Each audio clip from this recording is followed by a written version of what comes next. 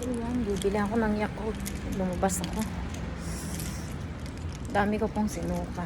So, kailangan kong bumili ng Yakult. Inom ako ng Yakult. Ang lamig! Dito lang naman sa baba namin. O, diba? Ate mo, ang ganda dito. O. Kaya mo yan. Ganda dito. Bibili ako Yakult.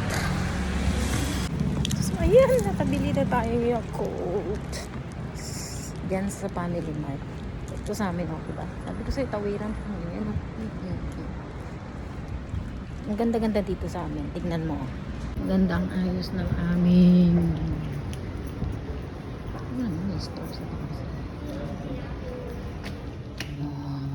Tignan mo yan.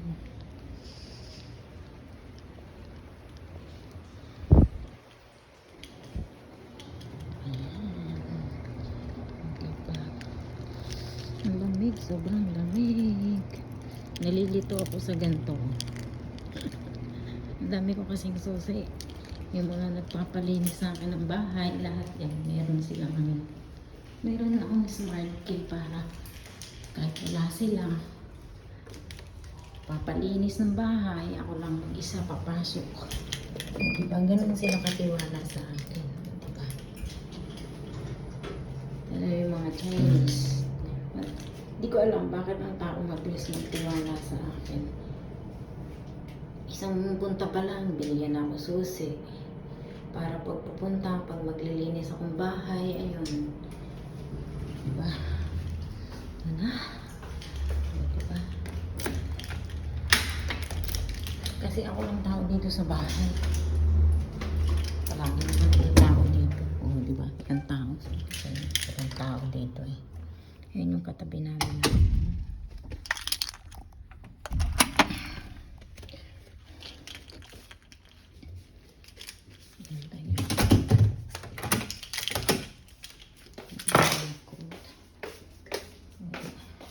Dahil inom ako Yakult. Inom ko Yakult. Ano ko? Dalawang bote ilalagay ko sa dalawang bote inumin ko. Kasi hindi ako natunawan. Kumain ako ng nuggets kanina. Chicken nuggets.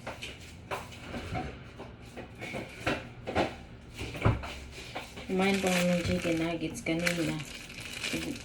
Ang dami nung binili ko kasi 145 kasi isang order. May chicken nuggets, merong fries, merong ano yun, yung parang ano, yung parang hindi ko alam kung ano.